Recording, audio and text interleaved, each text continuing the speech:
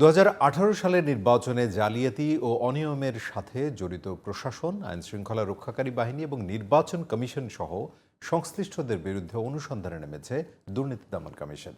বুধবার বিকেলে দুদক কার্যালয়ে সাংবাদিকদের এইসব কথা বলেন সংস্থাটির মহাপরিচালক আক্তার হোসেন। তিনি জানান, বাংলাদেশ ব্যাংকের রিজার্ভ চুরি মামলার তদন্ত করতে চায় দুদক। আরও বিস্তারিত জান্নাতুল ফেরদৌসের রিপোর্টে।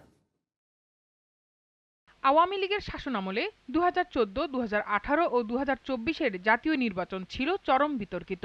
অভিযোগ আছে, সাবেক প্রধানমন্ত্রী শেখ হাসিনার ক্ষমতা টিকিয়ে রাখতে একতরফা ও জালিয়াতির এসব নির্বাচনের পেছনে ছিল নির্বাচন কমিশন, প্রশাসন ও আইন শৃঙ্খলা রক্ষাকারী বাহিনী সহ সংশ্লিষ্টরা। এর মধ্যে 2018 সালের নির্বাচন ঘিরে উত্থাপিত নানা অভিযোগের অনুসন্ধানে নেমেছে দুর্নীতি দমন কমিশন। 2018 সালের নির্বাচনের সাথে যারা সম্পৃক্ত ছিল সেই অভিযোগের প্রেক্ষিতে অনুসন্ধানের সিদ্ধান্ত গৃহীত হয়েছে। জেলা প্রশাসন আছে, পুলিশ প্রশাসন আছে, এখানে র্যাব আছে, অন্যান্য আইনশৃঙ্খলা বাহিনীর সদস্যরা আছেন। এই সময় যারা নির্বাচন পরিচালনা তদারকির সাথে যারা ছিলেন, তাদের সকলে যাদের সম্পৃক্ততা পাওয়া যাবে তারা সকলেই এর আওতায় আসবেন।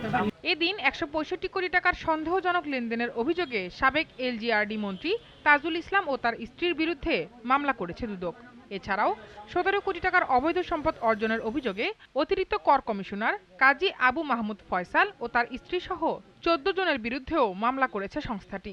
মোহাম্মদ তাজুল ইসলাম, প্রাক্তন মন্ত্রী, তার বিরুদ্ধে 7 কোটি 80 লক্ষ টাকারও বেশি সম্পদ অর্জন ও দখলে রাখা এবং 35টি ব্যাংক হিসাবে সন্দেহজনক 73 কোটি 62 লক্ষ টাকা জমা এবং 66 কোটি 12 লক্ষ টাকা উত্তোলন সহ মোট 139 কোটি 74 লক্ষ টাকারও বেশি আয়ের উৎস আড়াল করে মানি লন্ডারিং সংক্রান্ত অপরাধ করায় তার বিরুদ্ধে সংশ্লিষ্ট আইন ও ধারায় আজ একটি মামলা রুজু হয়েছে। দুদক মহাপরিচালক আরও জানান, বাংলাদেশ ব্যাংকের রিজার্ভ চুরির মামলা তদন্ত করতে সিআইডিকে চিঠি পাঠানো হয়েছে। জান্নাতুল ফেরদৌসি, জিটিভি নিউজ, ঢাকা।